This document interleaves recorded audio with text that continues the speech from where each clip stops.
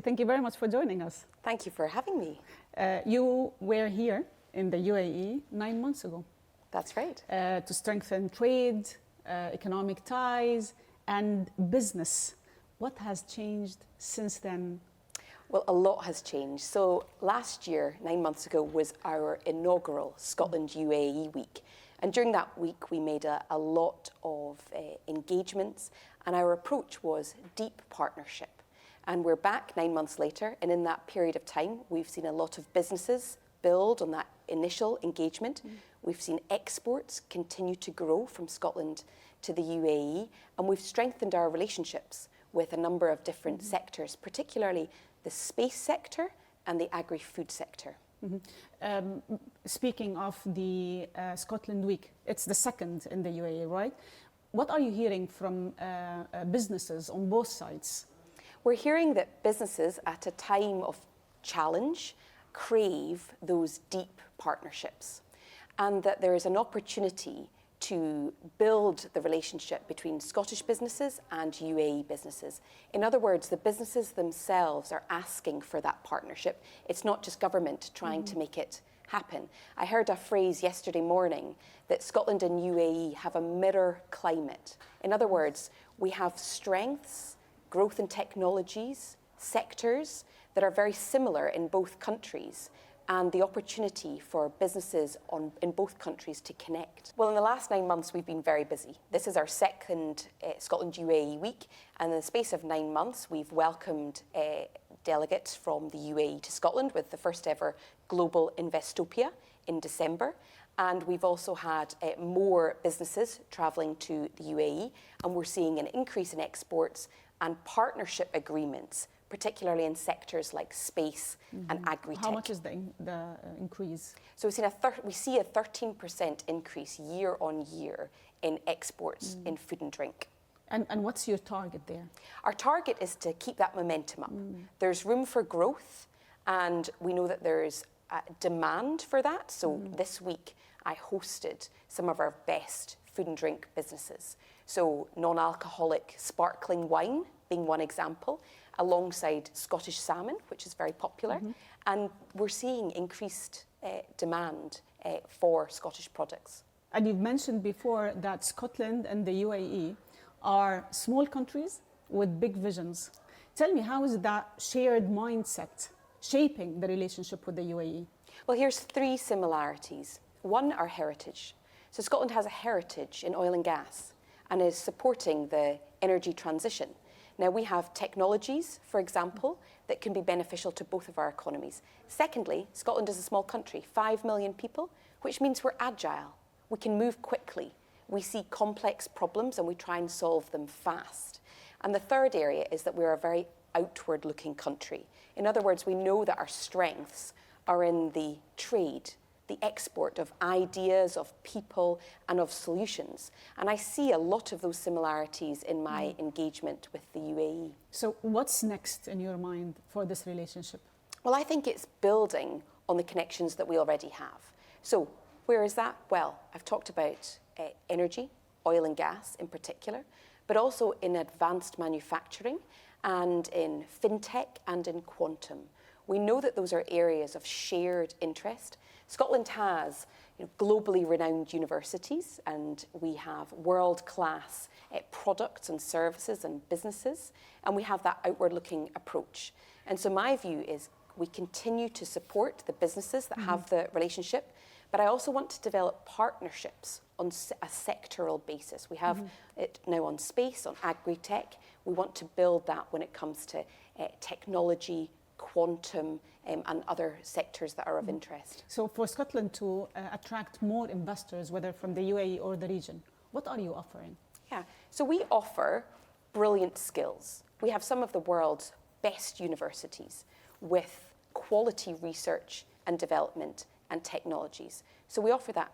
Secondly, we offer a commitment to move at speed, that if there is a problem, we can fix it fast. And obviously, time is money when it comes to investment and reducing risk.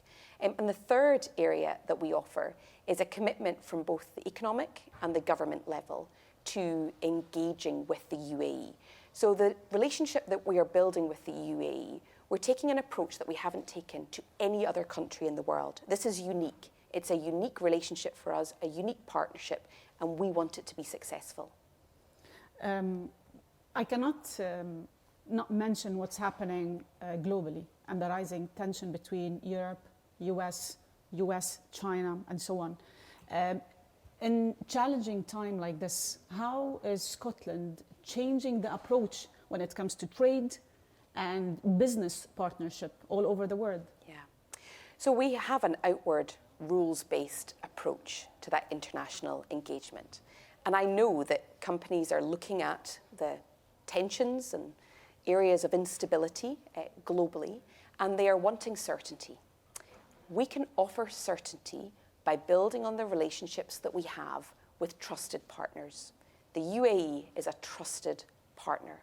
And so investing in that relationship is one of the ways that we deal with some of that tension that we're seeing on a global basis. The other thing is, which sectors will matter for the medium to long term? Energy security. It's an area where the UAE has deep strengths and Scotland has deep strengths. We've had 5 decades now of oil and gas. We have 40 gigawatts in the pipeline for offshore wind alone, never mind pumped storage hydro, batteries, and the supply chain that comes with the energy transition. So there's an opportunity which is even more critical at a time of global instability to really focus on. So trusted partners and right potential sectors. But in your mind, what is the potential impact on the economy in Scotland? Yeah, it's challenging. So we tariffs, for example, we are not supportive of increased challenges and increased hurdles for trade because we believe it hits the consumer. And so that's an area where we've worked very hard, particularly with some of our sectors, to try and overcome that. But you do that through dialogue in particular, and that would be a focus for us. UK Prime Minister just completed a landmark visit to China. It's the first by a UK leader in 8 years, right? That's right. What's your take on that? Yeah, so I mean, there's lots of Chinese students at Scottish universities and Chinese business interests in Scotland. And so that dialogue is important. And obviously, the Prime Minister represents the United Kingdom. And so my hope is that there is good, robust, open dialogue. Do you consider it a step to diversify away from the US? I think it's more complex than that, because the US remains a very important trading partner for us. So when it comes to our exports, it's one of the reasons why tariffs is so challenging, because it is such a critical market for us. I guess my approach is to look at how we can diversify our relationships so that we are not as exposed. So I said with food and drink exports to the UAE, 13% growth year on year. In other words, the more diversification that can happen with food and drink, the better, because it means that we're less exposed to some of these uncertainties. And we're very relieved that President Trump has stepped back from the most recent announcements he made on tariffs, because it creates uncertainty for businesses and ultimately, in my view, hits the consumer.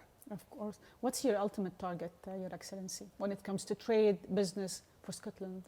So I think the potential for growth in the Scottish economy is huge if we play to our strengths. And those strengths are so perfectly mirrored with, I think, the opportunities in the UAE. So my ultimate goal is a long-term, deep friendship with the UAE, that it creates those economic opportunities and leads to mutually beneficial growth for both countries. One last question. What are your thoughts on the changing global economic landscape, sometimes referred to as a new world order?